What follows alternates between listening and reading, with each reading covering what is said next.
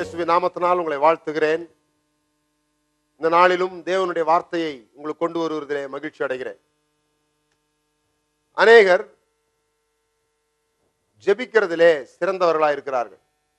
பல மணி நேரம் ஜெபிக்கிறாங்க, ரொம்ப ஜெபிக்கிறாங்க. ஆனா வருத்தமான விஷயம் என்னன்னா, நிறைய ஜெபத்துக்கு ரிசல்ட் கிடைக்க மாட்டேங்குது. நம்ம சில காரியங்களை செய்யும் போது ஏன் செய்யறோம் நமக்கு தெரிய மாட்டேங்குது. பாருங்க, இப்ப நம்ம ஜெபிக்கும் போது ஒரு நபர் ஏன் ஜெபிக்கணும்? இப்போ வேதம் சொல்லுது, அவர் செய்ய நினைத்ததை ஒருவராலும் தடை பண்ண முடியாது. நீங்க என்ன ஜெபம் பண்ணாலும் ஜெபம் பண்ணலனாலும் அவர் செய்ய நினைச்சதை தடை பண்ண முடியாது. அவர் என்ன நினைச்சிருக்காரோ அதான் நடக்கும். அப்படி அது உண்மையானால் நம்ம ஏன் ஜெபிக்கணும்? அவர் நினைச்சதான் நடக்க போகுது. நம்ம ஜெபம் பண்றதுனால ஒன்றும் மாற போதில்லை. இப்ப இந்தியா ரட்சிக்கப்படணும்னு அவர் நினைச்சாருன்னா அது நடக்க போகுது. நாம ஜெபம் பண்ணலன்னா கூட. ரட்சிக்கப்படக்கூடாதுன்னு அவர் நினைச்சிட்டாருன்னா நாம என்னதான் கஷ்டப்பட்டு ஜெபம் பண்ணாலும் அது நடக்க போறதே இல்லை. அப்ப நம்ம எதுக்காக ஜெபம் பண்ணணும்? பாருங்க, இது ஜனங்களுக்கு புரியல. இந்த உலகத்தை உண்டாக்கும் போது, இந்த உலகத்தை உண்டாக்கி ஆதாமுக்குள்ள இந்த உலகத்தை பொறுப்பா கொடுத்துட்டார். இந்த உலகத்தை பொறுப்பா கொடுத்து இந்த உலகத்தை ஆளுகிற விஷயத்தை ஆதாம் பொறுப்பெடுத்துக் கொள்ள வேண்டும். ஆனா ஆதாம் அதை செய்யல. ஆதாம் இந்த உலகத்தை பிசாசு இடத்துல கொடுத்துட்டான். இப்போ மனிதர்களாக நாம் இங்க வாழ்ந்து கொண்டிருக்கும் போது தேவனா குறுக்குல பூந்து அவரா சில காரியங்களை செய்யறது இல்லை. மனிதர்களாக நாம் கேட்க வேண்டும். ஆண்டவரே, இந்த பூமியில இப்படிப்பட்ட காரியங்களை செய்யும் என்று நாம் கேட்கும் பொழுதுதான் அவர் செய்கிறார். ஆனா எப்படிப்பட்ட காரியத்தை வேணா கேட்ட முடியுமா? கேட்க முடியாது. ஒரு நாள் என்னுடைய நண்பர் ஒருவர் என்ன அவருடைய பிறந்த நாளைக்காக ஹோட்டலுக்கு கூட்டு போயிருந்தார். கூட்டு போயிருக்கும் போது அவர் கேட்டாரு, என்ன சாப்பிட்றீங்க அப்படின்னு கேட்டார். நான் சொன்னேன், ஏதாவது அப்படின்னு, வழக்கம் போல டீசெண்டா சொல்லணுமே அப்படின்னு, ஏதாவது அப்படின்னு. அவர் சொன்னாரு, கஞ்சும் கருவாடு வாங்கி தரட்டுமா அப்படி கேட்டார். நான் அவர் கிண்டல் பண்றதை புரிஞ்சுக்கிட்டு நான் அவருக்கு மறுபடியும் அவரை கிண்டல் பண்றதுக்காக மான் கறியும் மயில் நாக்கும் வாங்கி கொடு அப்படின்னு கேட்டேன். அப்ப அவர் சொன்னார், அதெல்லாம் வாங்கி தர முடியாது, மெனுவில் என்ன இருக்குதோ அதை கேளுன்னார். அப்பதான் எனக்கு ஒரு விஷயம் புரிஞ்சுது. தேவனிடத்துல நாம் ஜெபிக்கும் போது எப்படி ஜெபிக்க வேண்டும்னா, கவனிங்க, தேவனிடத்துல ஜெபிக்கும் பொழுது ஏதாவது செய்ய ஆண்டவரே அப்படி கேட்க கூடாது. நீங்க பசியோட ஒரு ஹோட்டலுக்கு போறீங்க, போயிட்டு ஏதாவது கொடுப்பா அப்படி கேட்டீங்கன்னா சர்வர் ரொம்ப முழிக்க ஆரம்பிச்சிடுவான். ஏதாவது கொடுனா என்னத்தை கொடுக்க அப்படின்னு சொல்லி நம்ம அப்படிதான் சொல்றோம். ஏதாவது செய்ய ஆண்டவரே, எப்படியாவது செய்ய ஆண்டவரே, இந்த ஏழையை எப்படியாவது பரலோகத்துல கொண்டு போய் சேர்த்துருங்க ஆண்டவரே, இப்படி ஜெபம் பண்றோம். ஏதாவது செய்யும் அப்படின்னு சொல்லி இந்த ஏதாவது ஜெபத்துக்கு எந்த வல்லமையும் கிடையாது. அதுக்காக எது வேணா ஜெபிக்க முடியுமா? எது வேணாலும் ஜெபிக்க முடியாது. அவருடைய சித்தத்தின்படி நாம் எதையாகிலும் கேட்டால், அப்போ இந்த வேதாகமம் தான் மெனு கார்டு. இதுல நிறைய சொல்லப்பட்டிருக்கிறது. இதை விட்டு வெளியே கேட்டாலும் கிடைக்க போறது இல்லை, ஏதாவது செய்யும் அப்படி சொன்னாலும் கிடைக்க போறது. இதுதான் ஜெபத்தினுடைய காரியம்.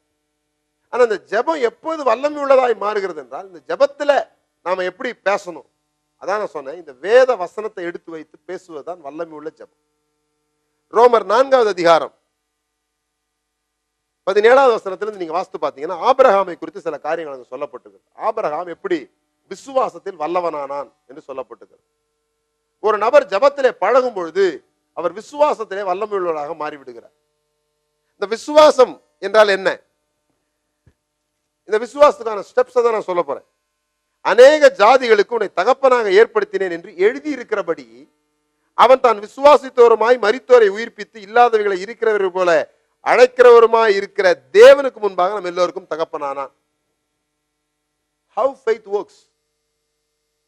பாருங்க, இந்த ஆபிரகாம் முதல்ல பெரிய விசுவாசி எல்லாம் கிடையாது. விசுவாசத்துல தகப்பனானான்னு சொல்லியிருக்கே தவிர, இந்த ஆபிரகாம் ஆண்டவர் சொல்லும் போது, ஆண்டவர் உனக்கு குழந்தை தருவன்னு சொல்லும் போது அவன் சொன்னான், நான் பிள்ளை இல்லாது இருக்கிறவனே நீர் இருக்கிறனே எனக்கு என்ன தருவீர்? ஃபர்ஸ்ட் கேள்வியில ஆரம்பிச்சான். அவர் சொன்னார், நான் உனக்கு தருவேன். அவன் நம்பல. அவன் சொன்னா, எலியேசர் எங்க வீட்டுல இருக்கிறான், அவன் இங்கேயே பிறந்து வளர்ந்தவன், இவனை நான் பிள்ளைய எடுத்துக்கிட்டுமா அப்படின்னா. ஆண்டவர் இல்ல வாக்குத்தத்தம் பண்ணியிருக்கிறேன், உனக்கு வாக்குத்தத்தின்படி பிள்ளை தருவேன்னாரு. அவன் அதையும் நம்பல. அவன் சொல்றான், சரி என் மனைவி சொன்னா வேலைக்காரியோட சேர்ந்து ஒரு பிள்ளையை பெத்துக்கலாம்னு சொல்லி சொன்னான், அதனால அப்படி செய்யலாம் அப்படின்னு சொல்லி அப்படி நாங்க போனோம். இஸ்மவேல் பிறந்துட்டான். பெரிய பிரச்சனையாகி போச்சு. அதுக்கப்புறம் ஆண்டவர் சொல்றாரு, உனக்கு ஒரு குழந்தைய தருவேன்னு. ஆபிரகாம் நம்பல, சிரிக்கிறான். சிரிச்சிட்டு சொல்றான், இஸ்மவேல் உமக்கு முன்பாக பிழைப்பானாக. இனிமே என்ன தரப்போறீரு? இந்த ஒருத்தன் பிறந்திருக்கான, இவனை காப்பாத்தினா போதும். சில பேர் சொல்லுவாங்க இல்லையா, நான் ஆண்டவர்கிட்ட பெருசா எதுவும் கேட்கறது இல்லைங்க, கிடைக்கிற இந்த கஞ்சும் கூழும் கடைசி வரையும் கிடைச்சா போதும். அப்படி ஒரு ஜபம். இஸ்மவேல் உமக்கு முன்பாக பிழைப்பானா, ஏதோ இருக்கிறத காப்பாத்தினா போதும், இனிமே என்ன புதுசா தர்றது? அவன் பெரிய விசுவாசியாலும் ஆரம்பிக்கல அவனுடைய வாழ்க்கைய. அவனுடைய வாழ்க்கை நம்முடைய வாழ்க்கையை போலவே ஒரு ஷேக்கினஸ், ஒரு அசைவோட தான் ஆரம்பிச்சது. ஆனா சில ஸ்டெப்ஸ் அவன் செய்யறான். அதனால அவன் விசுவாசத்துல தகப்பன் ஆயிடுறான், அவன் விசுவாசத்துல வளர்ந்துறான், விசுவாசத்துல வல்லவன் ஆயிடுறான். நீங்களும் நானும் கூட அப்படி ஆக முடியும். சாதாரணமாக தான் துவங்கணும் ஆபிரகாம். நம்ப முடியல அவனுக்கு ஆண்டவர் சொல்றது.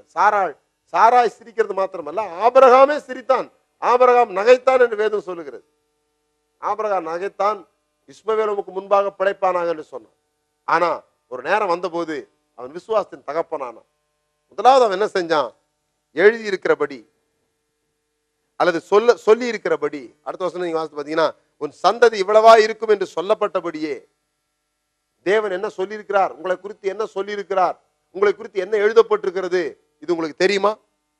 விசுவாசம் தான், வேற ஒண்ணுமே இல்லைங்க. தேவனுடைய வார்த்தையை விசுவாசிப்பது, அதான் விசுவாசம். எதையோ விசுவாசிப்பது கிடையாது. எல்லாம் நல்லபடியா நடக்கும் அப்படின்னு ஒரு அசம்ஷன்ல போறது கிடையாது, ஒரு நம்பிக்கை அடிப்படையில் போறது கிடையாது. தேவனுடைய வார்த்தையில் எழுதியிருக்கிறது. தேவனுடைய வார்த்தைகள் என் தேவையை குறித்து என்ன சொல்லி இருக்கிறது, இதை எடுத்து வச்சுக்கிட்டு சொல்றதுதான் ஜெபம். ஜெபம்னா வேற ஒண்ணும் இல்லை, வாக்கு தத்தத்தை பிடித்து கொண்டு ஜெபிப்பது. வாக்கு தத்தத்தை சொல்லாம ஜெபிக்கும் போது நமக்கு கிரிப்பே இல்லை. இதுல என்ன எழுதப்பட்டிருக்கு, எனக்காக என்ன சொல்லப்பட்டிருக்கு, என் வியாதியை குறித்து என்ன சொல்லப்பட்டிருக்கு, என்னுடைய தரித்திரத்தை குறித்து என்ன சொல்லப்பட்டிருக்கு, என்னுடைய பரிசுத்த வாழ்க்கை குறித்து என்ன சொல்லப்பட்டிருக்கிறது, தரித்திரம் நீங்கப்பட்டிருக்கிறது, வியாதி நீங்கப்பட்டிருக்கிறது, ஏராளமான வசனங்கள் சொல்லியிருக்கிறது.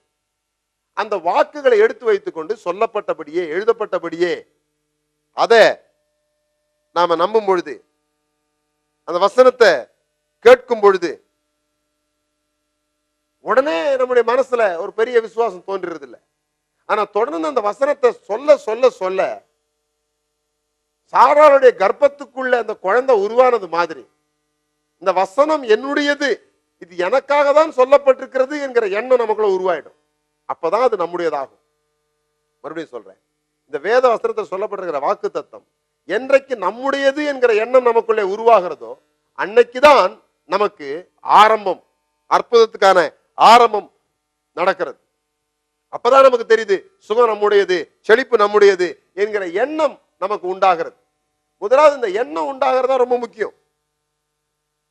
அடுத்தது பாருங்க, அடுத்த ஸ்டெப் என்னன்னு சொன்னா, தான் அநேக ஜாதிகளுக்கு தகப்பனாவதை நம்புகிறதற்கு ஏதுவில்லாதிருந்தும் அதை நம்பிக்கையோட விசுவாசித்தான். நம்புகிறதுக்கு ஏதுவில்லாததை உங்களால் நம்ப முடியுதா? இம்பாசிபிலிட்டிஸ உங்களால் நம்ப முடியுதா? தேவன் கர்த்தர் முடியாததை செய்து முடிக்கிறவர் என்று உங்களால் எண்ண முடிகிறதா? சில பேர் சொல்லுவாங்க, இருக்கிறத வச்சுக்கிட்டு சந்தோஷமா இருக்கணும். ஆபிரகாமுக்கு தேவன் அப்படி சொல்லல. ஆபிரகாமே, நான் உனக்கு பொண்ணை கொடுத்தேன், பொருளை கொடுத்தேன், இதுல நீ சந்தோஷமா இருக்க மாட்டேன்ற, கூட ஒரு புள்ளியும் கேட்கிற. சில பேர் சொல்லுவாங்க, ஆண்டவர் ஆட்டுக்கு வாழை அளந்து வச்சார். அவரு எப்போ இன்ச்சிட்டே போச்சு அளந்தாக தெரியாது எனக்கு, ஆனா அளந்துருக்கிறார். நீங்க அப்படிலாம் ஆண்டவர் அளந்துகிட்டு இல்லை, கொஞ்சத்தை எங்கேயாவது கிள்ளி வைப்பாராம். கொஞ்சம் குறைவு வச்சாதான் கடவுள் ஒருத்தர் இருக்கிறாருன்னு நமக்கு எண்ணமே வருமா? இதெல்லாம் உலகத்துல ஏதாவது சினிமா படத்துல சொல்லியிருப்பாங்க. ஆண்டவர் அப்படி சொல்ல. ஆண்டவர் நீங்கள் ஒன்றிலும் குறைவில்லாதவர்களா எல்லாவற்றிலும் நிறைவுள்ளவர்களும் பரிபூர்ணம் உள்ளவர்களுமா இருக்க அப்படின்னு வேதம் சொல்லுது. நீங்க ஒன்றில கூட குறைவா இருக்கக்கூடாதுன்னு ஆண்டவர் விரும்புறார். ஆபிரகாம் பிள்ளை வேணும்னு ஜெபம் பண்ணும்போது சில பேர் சொல்லியிருப்பாங்க, உனக்கு ரொம்ப தான் ஆசை, எல்லாத்தையும் தான் கொடுத்துருக்கிறாரு, பொண்ணு இருக்குது, பொருள் இருக்குது, நல்ல சுகம் இருக்குது, அழகான மனைவி இருக்குது, எல்லாம் இருக்குது, ஒரு பிள்ளை இல்லைன்னு ஒரு குறைய வச்சாதான் இந்த பிள்ளைங்களுக்கு திருஷ்டிக்கு ஒரு பொட்டு வைப்பாங்க பாருங்க கண்ணுல கன்னத்துல, அந்த மாதிரி ஏதோ ஒரு ஆண்டவர் குறை வைப்பார், அப்பதான் நீ ஆண்டவரை நினைப்ப அப்படின்மா. இல்லைங்க, ஆண்டவர் எல்லாத்தையும் கொடுத்துட்டு நினைன்றார். நீங்கள் சாப்பிட்டு திருப்தி அடைந்து சம்பூர்ணமா இருக்கும்போது உன்னை மீட்டு வந்த தேவனை மறந்துடாதன்றார். நான் உனக்கு குறை வைப்பேன், நீ என்னை மறக்காம இருக்கிறதுக்காகன்னு சொல்லல, சம்பூர்ணமா கொடுப்பேன், நீ மறந்துடாதன்ற. தேவன் சம்பூர்ணமாய் கொடுக்கிறவர், இல்லாததை அவர் உங்களுக்கு செய்ய ஆயத்தமாயிருக்கிறார். அதுதான் ரொம்ப முக்கியமானது. தரப்போகிறத நினைத்து சந்தோஷப்படணும். ஆண்டவர் எனக்கு தரப்போகிறார் அப்படின்னு நீங்க பேசணும். Faith speaks impossibilities. Faith sees impossibilities as possible. நடக்க முடியாத ஒன்றை, நடக்கவே கூடாது என்று உலகம் சொல்லுகிற ஒன்றை நடக்கும் என்று பார்ப்பதுதான் விசுவாசம். அப்படிப்பட்ட ஜெபத்திற்கு தான் ஆண்டவர் பதிலளிக்கிறவராய் இருக்கிறார். அப்படிதான் நீங்க உருவாக்குறீங்க. ஒன்றுமில்லாமல் இருக்கிற ஒன்றை நீங்கள் உருவாக்குகிறீர்கள். தேவ வசனம் உங்களால் என்னவெல்லாம் செய்ய முடியும் என்று சொல்லுகிறதோ அதையெல்லாம் உங்களால் செய்ய முடியும். ஆண்டவர் உடைய வார்த்தை உங்களுக்கு உண்டாகிவிட்டால் அது நிறைவேற்றி முடிப்பதற்கு ரொம்ப நாள் ஆக போறதில்லை, ரொம்ப நாள் செய்ய போறதில்லை. அந்த வசனம் கிடைக்கிற வரைக்கும் தான், அந்த வசனம் உங்களுடையதுன்னு ஆகிற வரைக்கும் தான் உங்களுக்கு கஷ்டம். என்னைக்கு அது உங்களுடையதுன்னு ஆயிடுச்சோ, என்னைக்கு அது ஜெபத்துல நீங்க சொல்லி சொல்லி சொல்லி உங்களுடையதாக ஆக்கி விட்டீர்களோ அன்றைக்கு அது உங்களுடையதாக மாறிவிடுகிறது. அடுத்த விசுவாசம் என்றால் என்ன? இல்லாததை இருக்கிறது போல அழைப்பது விசுவாசம். வேதம் அப்படிதான் சொல்லுது பாருங்க. தான் ஜாதிகளுக்கு தகப்பனாவதை நம்புகிறதற்கு ஏதுவில்லாதிருந்தும் அதை நம்பிக்கையோட விசுவாசித்தான். இல்லாததுன்றது நாம இப்ப கண்ணால பாக்குற ஒரு விஷயம். இப்போ நான் வியாதியா இருக்கிறேன் அப்படின்னு சொல்லி தூரத்துல இருக்கிற ஒருத்தர் கடிதம் போடுறேன். அவரு 2-3 நாள் ஆகுது வந்து சேர்றதுக்கு. வந்து பார்க்கும்போது நான் அவரை வரவேற்கிறதுக்கு ஏர்போர்ட்டுக்கு போயிடுவேன் அல்லது ஸ்டேஷனுக்கு போயிடுவேன் கூப்பிடுறதுக்கு. இன்னங்க உடம்பு சரியில்லைன்னு சொன்னாங்க. ஆமா, 3 நாளைக்கு முன்னால உடம்பு சரியில்லாம இருந்தேன், இன்னைக்கு சரியாயிட்டு. இந்த வியாதி என்பது மாறி போகக்கூடிய ஒன்று, தரித்திரம் என்பது மாறி போகக்கூடிய ஒன்று. அப்ப மாறி போகக்கூடிய ஒன்றை உண்மை நம்பிடக்கூடாது. இன்னைக்கு எப்படி இருக்குதோ அப்படியே தான் என்னைக்கு இருக்கும் கிடையாது. இன்னைக்கு இப்படி இருக்குது, ஆனா எதை நம்பணும்? வேத வசனம் சொல்லுது நான் எப்படி இருப்பேன்னு சொல்லி, அதை நான் நம்பணும். அதை நம்பும் பொழுது நான் இன்னைக்கு இருக்கிற சூழ்நிலையை பார்க்க மாட்டேன், எப்படி இருக்க போகிறேங்கிறத பார்ப்பேன். ஜெபத்துல பாருங்க, டோன்ட் ப்ரே யுவர் ப்ராப்ளம்ஸ். இன்னைக்கு என்ன நடந்துகிட்டு இருக்குதோ அதை ஜெபம் பண்ணாதீங்க. என்ன நடக்கணுமோ அதை ஜெபம் பண்ணுங்க. என்ன நடக்கும்னு வேதம் சொல்லுகிறதோ அதை உங்களுடைய வார்த்தையா மாத்துங்க. அதை நீங்க ஜெபம் பண்ணும்போது அற்புதம் உங்களுக்கு நடக்க ஆரம்பிக்கும். நாம என்ன பண்ணிட்டு இருக்கிறோம்? இன்னைக்கு என்ன நடக்குதோ அதை பேசிட்டு இருக்கிறோம். அதை பேசி பேசி பெருசாக்குறாங்க. ஆண்டவரே இப்படி இருக்குது, ஆண்டவரே ஆண்டவரே மோசமா போயிட்டு இருக்குது, ஆண்டவரே அப்படி ஜெபம் பண்ண மோசம் பெருசாயிடும். ஆண்டவர் சொல்றார், இல்ல இல்ல நீ சுகமா இருப்ப, நீ நல்லா இருப்ப அப்படின்னு பைபிள் சொல்லுது. உன் ஆத்மா வாழ்கிறது போல நீ எல்லாவற்றிலும் வாழ்ந்து சுகமா இருப்பா அப்படின்னு சொன்னா, ஆமா அதை நம்புங்க, அதை பேசுங்க. அதாங்க விசுவாச வாழ்க்கை. ஆபிரகாமுக்கு ஒரு குழந்தை கூட இல்லாத போது ஆண்டவர் அவனை பார்த்து, நீ ஜாதிகளுக்கு தகப்பன், அதனால உன்னை ஆபிரகாம்னு கூப்பிட போறேன்னாரு. ஒரு குழந்தையுமே இல்லை, பேரு ஆபிரகாம். ஆபிரகாம் கூப்பிட்டோடனே, அப்படியா உங்களுக்கு எத்தனை குழந்தை? ஒரு குழந்தையும் இல்லை, ஆனா பிறக்க போகுது. நட்சத்திரம்லாம் என் குழந்தை, கடற்கரை மணலளவா என் குழந்தை இருக்குன்னு சொல்லியிருக்கிறாரு. அதான் நான் நம்புறேன். ஆபிரகாமே, டாக்டர் ரிப்போர்ட் சொல்லுது சரீரம் எல்லாம் செத்து போச்சுன்னு, எனக்கு அதை பத்தி கவலை இல்லை, நான் அதை பத்தி நம்ப போறதும் இல்லை. தேவன் சொல்லி இருக்கிறார் எனக்கு குழந்தை பிறக்குன்னு சொல்லி, தேவன் சொல்லி இருக்கிறார் நான் ஆசீர்வதிக்கப்படுவேன்னு சொல்லி, தேவன் சொல்லி இருக்கிறார் என் நிலைமை மாறும்னு சொல்லி, தேவன் சொல்லி இருக்கிறார் என் பிள்ளைகள் நன்றாக இருப்பார்கள், ரட்சிக்கப்பட்டிருப்பார்கள்.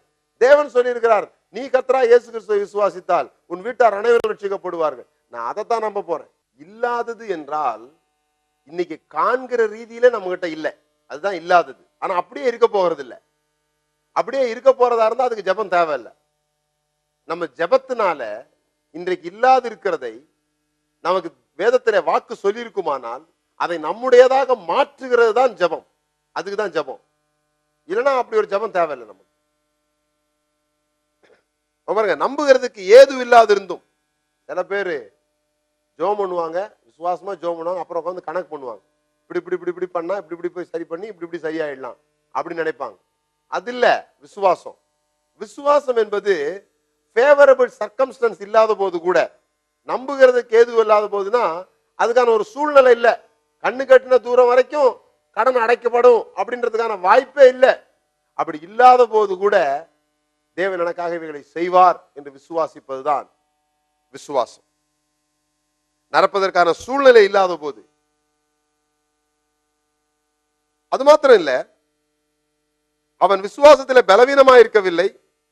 அவன் ஏறக்குறைய 100 வயது உள்ளவனாய் இருந்த போது தன் சரீரம் செத்து போனதையும் சாராளுடைய கர்ப்பம் செத்து போனதையும் எண்ணாது இருந்தான்.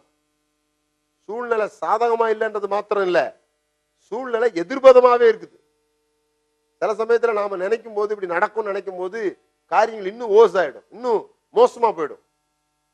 சூழ்நிலை நேரடி விரோதமா இருக்கும். ஆனா விசுவாசம் அங்கேயும் பார்த்து பேசும். சூழ்நிலை எவ்வளவு மோசமா போறதுன்னு பத்தி நான் சூழ்நிலையை பார்க்கவே போறதில்லை. நான் எதை பார்க்க போறேன்? தேவன் எனக்கு கொடுத்த வாக்கை பார்க்க போகிறேன். வாக்கு தத்தத்தை நம்புவதாங்க விசுவாச வாழ்க்கை. தேவன் வாக்கு பண்ணி விட்டால் அதை செய்து விட்டார் என்ற அர்த்தம். அவர் வெளிச்சம் உண்டாக கடவுது என்று சொல்லிட்டு வெளிச்சம் உண்டாகுமோ உண்டாகாதோ அப்படின்னு பார்க்கல. வெளிச்சம் உண்டாக கடவுதுன்னு சொல்லிட்டு வெளிச்சத்தை பார்த்தார். அது நல்லது என்று கண்டார். ஏன்னா அவர் வாயிலிருந்து ஒரு வார்த்தை வந்துருச்சுன்னா செய்து முடிக்கப்பட்டு விட்டதாக அவர் நினைக்கிறார். அதுதான் ஆபிரகாமுடைய வாழ்க்கையில அவன் செய்த ஸ்டெப்ஸ்ல மிக முக்கியமானது. சூழ்நிலைகள் பாருங்க, ஒரு ஆளுக்கு ஆண்டவர் 75 வயசுல சொல்றார் குழந்தை பிறக்குன்னு சொல்லி. நாளாக நாளாக சரீரம் மோசமாகுமா பலன் அடையுமா? இயற்கையா மோசமாகும். ஆனா சரீரம் பலவீனமாகுதே தவிர ஆபிரகாம் விசுவாசத்திலே வளர்ந்துட்டான். நாங்கள் புறம்பான மனுஷனிலே அழிந்து போனாலும் உள்ளான மனுஷனிலே நாளுக்கு நாள் நாங்கள் பலனடைகிறோம் என்று பவுல் சொல்றார். உங்க விசுவாச வாழ்க்கையை பலப்படுத்தணும்னா இருக்கிறத பேசுறதுனால அது பலனடையாது. தேவனுடைய வார்த்தை என்ன சொல்லி இருக்கிறதோ அதை நீங்கள் பேசுவதனால்தான் உங்களுக்கு பலன் உண்டாகும். அதே மாதிரி இந்த விசுவாச வாழ்க்கையில எண்ணுதல் ரொம்ப முக்கியம். நீங்க என்ன எண்ணுறீங்கன்றது ரொம்ப முக்கியம். எதை எண்ணாது இருக்கிறீங்கன்றது ரொம்ப முக்கியம். அவன் எதை எண்ணக்கூடாதோ, சரீரம் செத்து போனதை இதெல்லாம் எண்ணக்கூடாது, அதனால அவன் அதை எண்ணாது இருந்தான். பிரச்சனைகளை எண்ணுகிறதுனால நான் சொல்றேன், எந்த காரியத்தை நீங்க கான்சென்ட்ரேஷன் அதிகம் கொடுக்குறீங்களோ அது விரிவடைய ஆரம்பிச்சிடும். நிறைய நேரத்துல பாதகமான காரியங்களுக்கு, தோல்வியான காரியங்களுக்கு, எது நமக்கு நடக்கக்கூடாதுன்னு நினைக்கிறோமோ அதை குறித்து அதிகமா கவனம் செலுத்துறதுனால அது பெருசாயிடுது. ஆபிரகாம் அதை எண்ணாது இருந்தான். பிறகு தேவனுடைய வாக்கு தத்தத்தை குறித்து அவன் அவிசுவாசமாய் சந்தேகப்படாமல் தேவன் வாக்கு தத்தம் பண்ணினதை நிறைவேற்ற வல்லவராயிருக்கிறார் என்று முழு நிச்சயமாய் நம்பி, முதல்ல அவன் வாக்கு தத்தத்தை சந்தேகப்படல, வாக்கு தத்தத்தை தொடர்ந்து அறிக்கை பண்ணுகிறவனாய் இருந்தான். ஃபெய்த் கன்ஃபெஷன் ரொம்ப முக்கியம். உங்களுடைய வாக்கு, தேவன் தந்திருக்கிற வாக்க ஒவ்வொரு நாளும் நீங்க சொல்லணும். இப்படி எனக்கு ஆகும், இப்படி எனக்கு ஆகும் அப்படின்னு சொல்றதுனால உங்களுடைய வாழ்க்கையில நீங்கள் அற்புதங்களை கொண்டு வர முடியும். அதை ஏதோ சூழ்நிலை மோசமா போகும்போது மாத்திரமல்ல, எல்லாம் நல்லா இருக்கும் போதும் சரி, எல்லாம் மோசமா போகும்போதும் சரி. சங்கீதத்தில் நான் வாசிக்கிறோம், இரவும் பகலும் கர்த்தருடைய வசனத்தில் தியானமாக இருக்கிற மனுஷன் பாக்கியவான். அப்படின்னா காலையிலிருந்து சாயந்தரம் வரைக்கும் பைபிளை வாசிக்கிட்டே இருக்கிறத பத்தி சொல்ல. இரவும் பகலும்னா வாழ்க்கையினுடைய இருட்டான பகுதியா இருந்தாலும், வாழ்க்கையினுடைய வெளிச்சமான பகுதியா இருந்தாலும், நீங்க எதை தியானிக்கணும், நீங்க எதை அறிக்கை செய்யணும்னா, வெளிச்சமா இருக்குதுன்னு அறிக்கை செய்யக்கூடாது, இருட்டா இருக்குதுன்னு அறிக்கை செய்யக்கூடாது. தெர்மாமீட்டர் மாதிரி என்ன டெம்பரேச்சர்னு காமிக்கிறதுக்காக கர்த்தர் உங்களை அழைக்கல. வாழ்க்கையின் இருட்டான பகுதியோ வெளிச்சமான பகுதியோ கர்த்தருடைய வசனத்தில் தியானமா இருங்க. கர்த்தருடைய வசனம் என்ன சொல்லுகிறதோ அதை அறிக்கை பண்ணுங்க. அதான் உங்களுக்கு வெற்றியை கொண்டு வர முடியும். அதான் இரவும் பகலும் கர்த்தருடைய வார்த்தையில தியானமா இருக்கிறது. அவன் தொடர்ந்து அது அவிசுவாசமா சந்தேகப்படல, அதை குறிச்சு பேசுறான். பேசுறது மாத்திரம் இல்ல, அதை தேவன் நிறைவேற்ற வல்லவராயிருக்கிறார் என்று முழு நிச்சயமாய் நம்புகிறான். Faith confession brings possession. நம்ம மத்தியில நல்ல கிறிஸ்தவங்க நிறைய பேர் இருக்கிறாங்க, ஆனா வெற்றி உள்ள கிறிஸ்தவர்கள் தான் ரொம்ப கம்மியா இருக்கிறாங்க. நல்ல கிறிஸ்தவர்கள் வேற, வெற்றி உள்ள கிறிஸ்தவர்கள் வேற. சில பேர் வெற்றி பெற்றா நல்லவங்களா இருக்க முடியாதுன்னு நினைக்கிறாங்க. இல்ல இல்ல, இவன் தேவனை மகிமைப்படுத்தி விசுவாசத்தில் வல்லவனானான். பாருங்க, கிடைக்கிறதுக்கு முன்னாலே இவன் தேவனை மகிமைப்படுத்த ஆரம்பிச்சிட்டான். கிடைச்சது போலவே தேவனுக்கு ஸ்தோத்திரம் பண்ண ஆரம்பிச்சிட்டான். கிடைச்ச பிறகு சாட்சி சொல்றது இல்ல, கிடைக்கிறதுக்கு முன்னாலேயே இவன் சொல்லிட்டான், தேவன் சொல்லிட்டாரு, நானும் அதை நம்பிட்டேன், நான் அதை தொடர்ந்து பேசிட்டு இருக்கிறேன், அதனால எனக்கு அது எப்படி உண்டாயிடும், தேவன் சொல்லிட்டதுனால அது எனக்கு கிடைச்சிருச்சு என்கிற ரீதியிலே அவன் பார்க்கிறான். நீங்கள் நின்று ஜெபம் பண்ணும்போது எவைகளுக்காக வேண்டிக் கொள்வீர்களோ அவைகளை பெற்றுக்கொண்டோம் என்று விசுவாசியுங்கள், அப்பொழுது அது உங்களுக்கு உண்டாகும். அதான் சரியான மொழிபெயர்ப்பு. நீங்க பெற்றுக்கொண்டதாக நினைக்கும் பொழுது அப்படி நினைச்சு கர்த்தரை மகிமைப்படுத்தும் பொழுது உங்களுக்கு முடியாத விஷயமே கிடையாது. இயற்கையின்படி பார்த்தா ஆபிரகாமுக்கு குழந்தை பிறக்கிறதுக்கு வாய்ப்பே கிடையாது. ஆனா முதலாவது அவன் தனக்கு சொல்லப்பட்டதை அறிந்திருந்தான். இரண்டாவது, சூழ்நிலைகள் சாதகமா இல்லாத போதும் அதை விசுவாசித்தான். மூன்றாவது, சூழ்நிலைகள் எதிர்ப்பா இருந்த பொழுதும் அவன் அதை விசுவாசித்தான். நாலாவது, எண்ணக்கூடாததை, எதை எண்ணக்கூடாதோ, எதை யோசிக்க கூடாதோ அதை யோசிக்காம இருந்தான். சில பேருக்கு சரியா திங்க் பண்ண தெரியறது இல்லை. மனுஷன் அவன் உள்ளத்துல எப்படிப்பட்டவனோ அப்படிதான் இருக்கிறான். நீங்க எதை சர்வகாலமும் சிந்திக்கிறீங்களோ அதுவாகவே ஆயிடுவீங்க. அது உங்களை பாதிக்க ஆரம்பிச்சிடும். கெட்டதை நிறைய சிந்திச்சுட்டே இருந்தீங்கன்னா கெட்டதே நடக்க ஆரம்பிக்கும். அப்புறம் சொல்லுவோம், ஏன் எனக்கு மட்டும் தெரியலைங்க, கெட்டதா நடக்குது அப்படின்னா உங்க சிந்தனையை சரி பண்ணணும். நீங்க எதை சிந்திக்கிறீங்களோ அதை நீங்க அட்ராக்ட் பண்றீங்க. ஒரு அட்ராக்ஷன் லா ஒர்க் ஆகுது. நீங்க எதை குறித்து அதிகமா கான்சென்ட்ரேஷன் பண்றீங்களோ அதை நீங்க உங்க பக்கமா ஈர்த்து கொள்கிறீர்கள். அதனாலதான் நன்மையை நினைக்கணும், சாதகமானதை நினைக்கணும், பாசிட்டிவா நினைக்கணும்.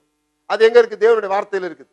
தேவனுடைய வார்த்தையை எடுத்து வைத்துக் கொண்டு அதையே பேசுகிறதுனால, அதையே யோசிக்கிறதுனால, அதையே தியானிக்கிறதுனால நாம நன்மையானதை நம் பக்கமாக வரவழைக்க முடியும், நம் பக்கமாக சிந்திக்க முடியும், நம் பக்கமாக ஈர்த்து கொள்ள முடியும்.